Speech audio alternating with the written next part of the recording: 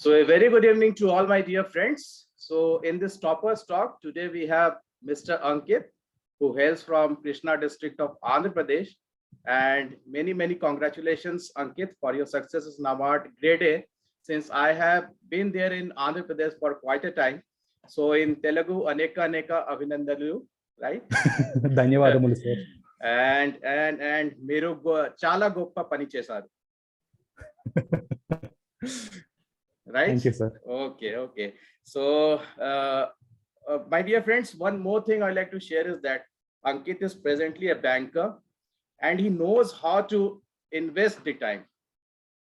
Don't utilize the time, invest the time in a proper way so that you can do well in the upcoming NABARD grade A examination. So with this, I would like to share one slide with all of us, and Ankith will only tell the importance of this slide, that how you need to work upon this. So the slide is in front of you. I think it's visible to you, Ankith. Yes, sir. Take care of minutes and the hours will take care of themselves, because many of the working aspirants, when I talk with them, they tell me that, sir, I have a time constraint, I'm not able to prepare. So you are also a banker, you have also prepared, you have qualified the examination. So what suggestion would you like to give them? How they should utilize, how they should invest this time minute by minute? Right, sir. So one of the major mistakes that aspirants do is they keep accumulating the sources instead of studying them. The best part is to actually study proper material, not to accumulate sources. You have to go for selective reading. Aspirants often go for irrelevant material these days. Something like they concentrate more on static ESI, static ARD. It's not of much importance right now. People even start studying Ramesh Singh. Just like they study for civils. It's not needed for NABARD. According to the exam, we just have to phrase our strategy. That should be the key to crack exam. Right. One more thing, all the people, I will tell you that whenever you will talk to, whenever I used to talk to Ankith during his preparation time, whenever he used to call me, I used to recognize by his voice only that Ankith is speaking from the other side. And it always used to remind me of a poem from the William Wordsworth, that is Solitary Reaper. We used to study during the school times. That is all about a melodious voice. So he has got such a God's gift, I think, melodious voice he has. So that's very nice. So we'll move on to the strategy part of the NABARD, what most of the aspirant wants to know. The screen is in front of you, I think, Ankith. This one. Right, sir. Yeah. How we should start on after the change of pattern, that is qualifying section and merit section. So what was your strategy and what message would you like to give to the newcomers? Yes, sir. As you rightly mentioned, NABARD has changed its pattern this time. It has made subjects into two sections, merit and non-merit. One of the major mistake, in fact, I should say, aspirants have done is they have actually concentrated more on aptitude, reasoning, English, awareness rather than the merit sections. I think that should be avoided, because as I've said before, according to the exam and according to the pattern, we have to strategize ourselves. For non-merit sections like QRE, DM, computer awareness, we can just do some basic mocks, and in fact many prepare NABARD along with RBI. Those who prepare for RBI grade B, NABARD grade A, QRE, reasoning should be a cakewalk. So there's not a need to spend so much time on such non-merit sections, because we're ultimately here to crack the exam and get the job. Right. And talking about this ESI section, that counts in merit, and this ARD section, that there is hysteria among the students that static agriculture. I am from engineering background. You too are from engineering background. Yes, I am. Yeah. So how do you want to give a message to the youngsters preparing for this examination, that this examination is not about agriculture? You need to have a very smart approach for this agriculture static part. So how you came across this hurdle of agriculture and all? Yes, sir. So aspirants, when they open the notification, they just see the syllabus and start studying right away. I don't think that's the ideal way. You also have to analyze the previous questions, the previous trend, and do the preparation accordingly. For instance, agriculture, there are a lot of topics, as you have rightly said. There's a lot of static part, but we're not here for BSc agriculture or MSc agriculture. Right. we only have to, we are going for a job which is a regulatory body, and this is not a specialist post as well. It's just a generalist administrative post. So you should never specialize, you should never master any subject, let it be agriculture, let it be ESI, because you're here not for technical post. So when you look at the previous trends, there are always specific topics that keep repeating again and again. Let's say agronomy, farm mechanization, soil science, horticulture. Right. So that I'm not asking them to skip remaining part, but at least give preference to that. And then if time permits, you can go for other part. Very good. Especially for the working aspirants, I don't think there'll be time left after doing that, as I have experienced the same. So once you do that, you revise it once or twice, and then if still time permits, you're good to go with remaining. Good, good. So a very clear-cut message has been given by Ankith is that in agriculture also you have some selected topics, like you have to read about animal husbandry, you have to focus on agronomy, you have to focus on some parts of horticulture. So that should be the strategy. You should not start beating around the bush, reading everything. That is not needed at all.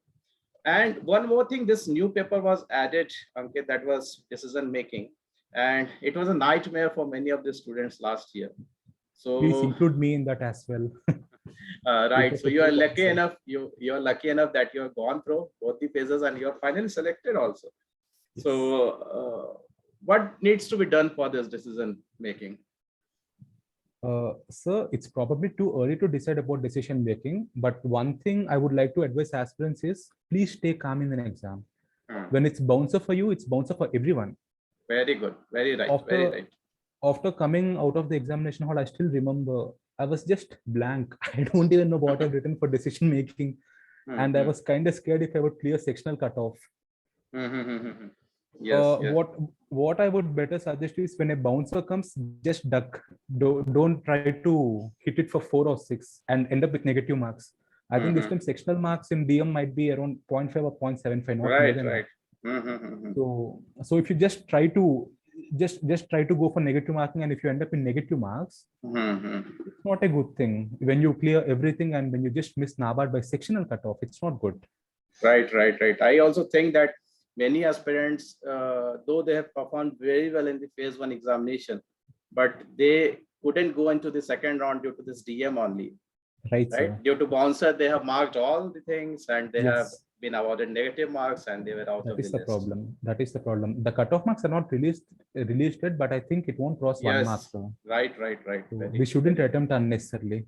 Very, very well said. And for this ESI part, Ankit, has the static part of ESI any relevance in this examination? Not much, I would say, sir. Right. There's always little relevance, but the cutoff is never going to be 100 of 100. So that's what I always talk about. The prioritizing things are very important. Always you have to concentrate on low-hanging fruits. Once you're done with it, you can do remaining. That is the problem with many of the students. See, whenever the examination is conducted, we pick up some of the 2-3 difficult questions from that and we start running behind those questions, right? So those questions are meant to be left, right? I'm very sure about this, sir. I'm sure next year people will talk only about crossbreeding. And they won't talk about MSP, they won't talk about drip irrigation. They only see crossbreeding and assume NABARD stuff. Very good. Before they start the preparation, they'll just end it looking at crossbreeding questions. They will only read about the animal husbandry chapter. And again, this year, they will ask question from horticulture. And in animal husbandry also, they try to master it. So I request all the aspirants not to master any chapter. Right. Just try to go through basic topics. Right. So Ankit, when the phase 1 is cleared, we come back to phase 2. So this is the part where aspirants, they think of, yes, English was also there a paper. It also carries a weight of 100 marks. So people start thinking about the English. So what was the strategy for English? How many scripts do you use to practice after phase 1? What was all about your English preparation? Yes, sir. English is actually a very scoring subject, but it's not so scoring that it can be taken for granted. No, I don't accept it. They just take it for granted, as you rightly said. Once they clear prelims, then they see this English, then they see this Prezi writing, this letter writing. I don't think they can take it for granted because it weighs 100 marks as well. That's the answer for first part of question. And talking about my scripts, I used to practice. I didn't practice so much, sir, because English, more than the content, the grammar matters more. Right, right. And right. the innovativeness and creativeness matters more. So I didn't practice so much. I would say something like essay per day, letter writing per day, one essay writing per day, something like that. So limited practice is enough, but it has to be smart. You have to be different from others. What Right. makes you different from other 70,000 students will take you to NABARD, because there are only 70 seats and 70,000 apply for it. Right. There So, are carry on. yes, there are some very good points, like you said in the sessions, leaving gap after full stop, the punctuation point, the quotes, the anecdotes. Such things have to be there in English descriptive answer to have an edge. The main message is, I think there should be always students should be in a rhythm. They should not lose the rhythm that like one day before the examination, I will practice one or two scripts and I will go to the hall and I will be able to write well. Though they will cross the cutoff marks, 60 marks, but that will not lead to the final selection. Yes, that's one other problem I would like to talk about, sir. Aspirants often try to dominate one subject over other. I don't think that's a good idea. They try to get 80 in ESI ARD and just 60 in English. That's not a good strategy, I feel. It's always good to strike a balance between both. Balanced, yes. Last year also, many students, those who qualified in NABARD, balanced score was there. And I'm damn sure this year, those who are qualified like you all would have got balanced score between the two papers. Yes. I think that's the only way possible to clear it, sir. Because you just can't get 50 in English and 90 in ESI ARD. That's not possible. Right. And this time there's descriptive part as well. So I don't think it's possible. It's always good to strike a balance. So my next question is regarding this only. How do you practice this technical descriptive paper for the examination? In English or technical ESI, NARD, all questions. Yes, technical ESI ARD descriptive, as we all know, it's introduced for the first time, sir. I thoroughly followed your DPQ series actually. I have to thank you a lot. Your DPQ series was very helpful. I think you posted around 5 questions per day, if I'm not wrong. Yes, 5 questions per day. And the best part is, I mean, you can never know what question is going to be asked. Right. You can only learn the content and you can frame your answer accordingly. Right. So it's not like you take a chapati there and he asks you a chapati. You only need to take an ingredients and there you have to prepare whatever he asks for, chapati, dosa, whatever. So ingredients have to be there.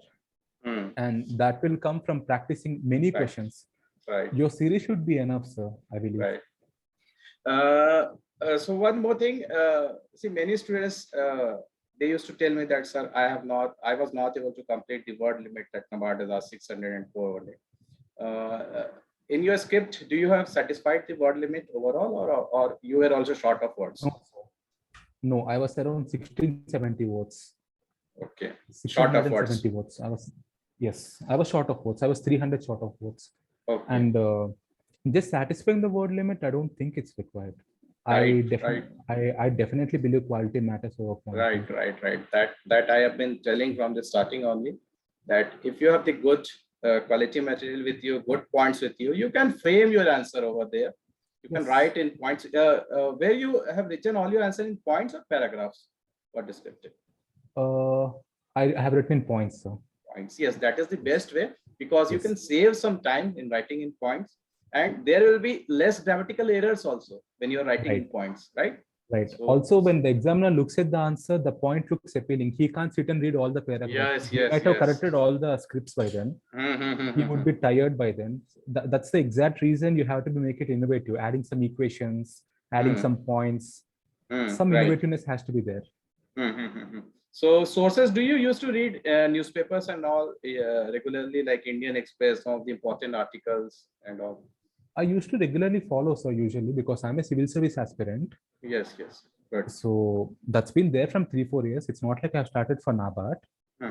But yes, it's always advisable to read editorials on agriculture, sir. There are very famous professors who write articles on agriculture, like Mr. Ashok Gulati, sir. Sometimes Swaminathan sir's report comes. So it's very important to read those articles. You can't skip those articles. Right. So yes, okay. Yes, and the important point is you have to note down the points. I have seen many aspirants, they just read it and just leave it. After 1 month, they don't even, it's natural. It's not only them, it's anyone. After 1 month, they don't even remember what they have read. Right, right. It's important to note.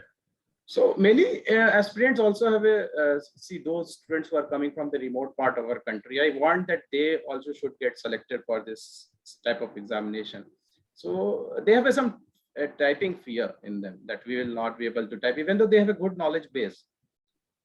So what they should do for this typing practice and all?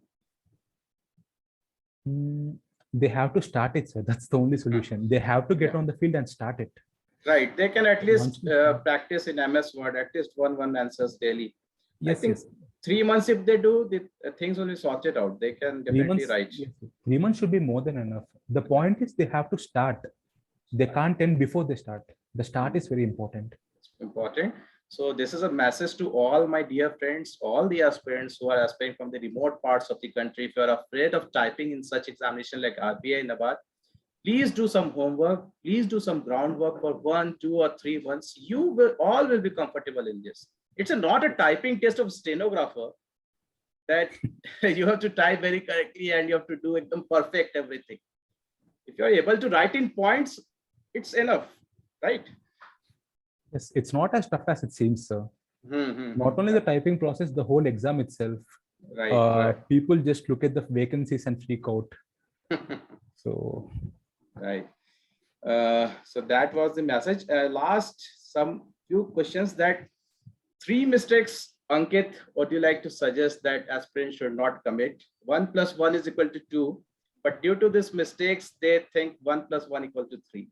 So I need 3 suggestions with your experience you'd like to give to the aspirants. Right, sir. So one is that do not master any subject. As I've said before, we are not here for BSc or MSc. You can never master any subject. There's no limit in mastering. Learning is a continuous process. So learn, mock, analyze, again keep learning. That's it. Right. Don't keep mastering. I have been seeing in the group, someone was asking about agriculture handbook by IARI. It was 1400 pages. 1400, yes. I don't know what's the need.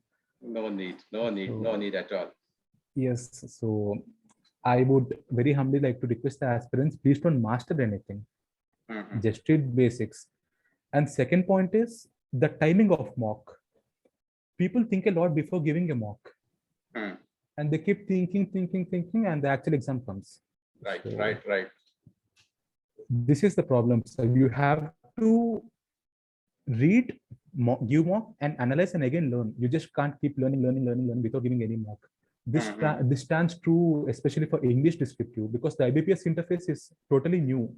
Right. And if you go straight away without giving any mock, they might get stunned over there. So right. Mocks are always important. That's second suggestion I would like to give.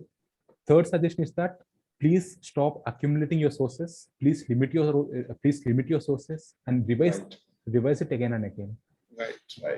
Very, I think important indeed, and all 3 valuable suggestions that Ankith saying that will work, I think, if they carry on with this. So thanks all, Ankith, for sharing your such a good experience of NABARD, and thanks a lot for sparing the time, right? Yes, sir. So before ending this, I would like to tell something. Yes. To all the aspirants, I want to tell you about myself. I'm from engineering background, not from agriculture background. I'm a working aspirant. And the other one is that I haven't spent something like 7-8 hours per day to study. I can't spend since I'm working. So all the 3 points, and this was my second attempt itself, all the 4 points. With all these 4 points, I have cleared the exam. So let me tell you, you don't have to be from agriculture background. While you're working, it's very much possible to crack the exam. You don't have to study 7-8 hours. So those are the points I would like to end on, sir. Okay. And one more important thing is I would like to thank you so much. Your guidance has been very helpful for me. Your mock interview has been very helpful. I would also like to thank other 2 members of the panel. I don't know their names.